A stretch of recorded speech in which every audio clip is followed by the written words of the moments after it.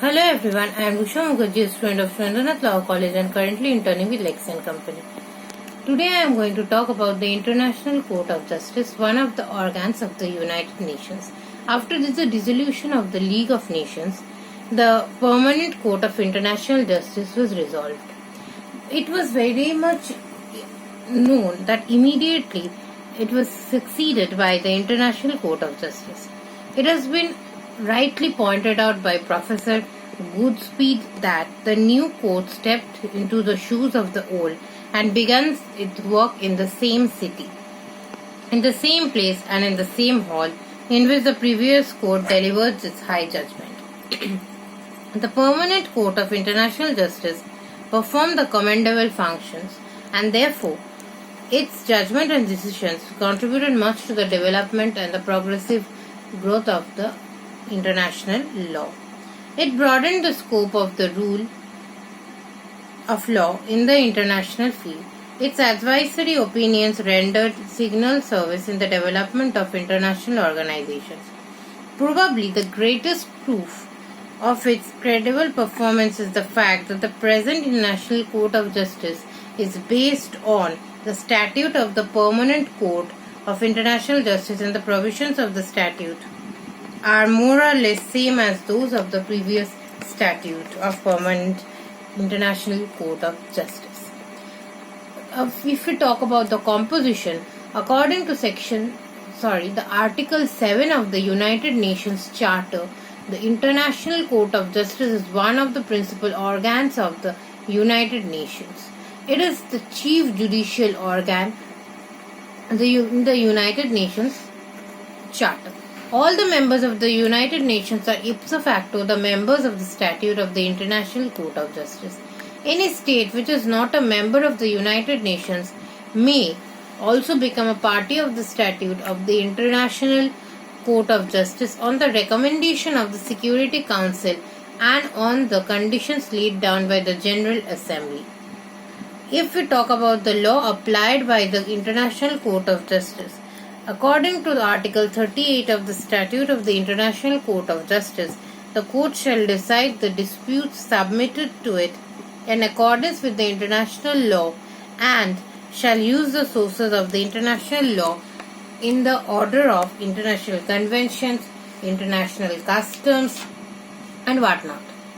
International and the general principles of law recognized by civilized nations will also come in this scope. The judicial differences of the decisions, the workouts of the jurists, etc., as a subsidiary means for determining the rules of international law. This is the subject of the provisions of Article 39. If we talk about the binding force of the decision of the International Court of Justice, according to Article 59 of the Statute of the International Court of Justice, the decisions of the court shall not have a binding force except upon the parties to a dispute, and only in respect of the particular dispute between them. This article therefore means that the previous judgments of the court are not binding either upon the states or upon the court itself. Jurisdiction. It may be noted at the outset that the consent of the states is the basis of the jurisdiction of the court.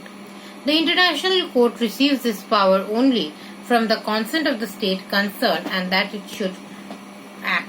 Neither the Charter of the United Nations nor any general rule of contemporary international law imposes on the states the obligation to refer their disputes to the court. Provided under Article 34 of the statute, only states may take use of the court or file the cases against it. According to Brownlee, jurisdiction may be conferred upon the court in any of the following manners.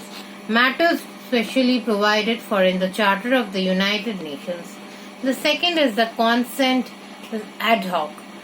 Treaties and conventions, that is Article 36(1) of the statute refers also to all matters specially provided for in treaties and conventions in force.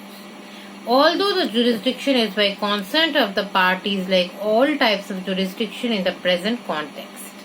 Transfer jurisdiction, according to Article 36(5) of the Statute of the International Court, declaration made under Article 36 of the Statute of the Permanent Court of International Justice are still in force and shall be deemed to have been between the parties of the present statute.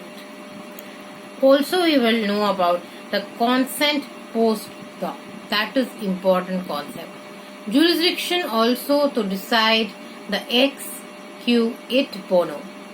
The International Court of Justice is actually the backbone of the entire justice system in the world and the peace relation among countries. Without it, the entire mechanism of the United Nations may fail. That is all for today. I am ending the video here. If you like the video, subscribe to the channel and take care. Stay happy.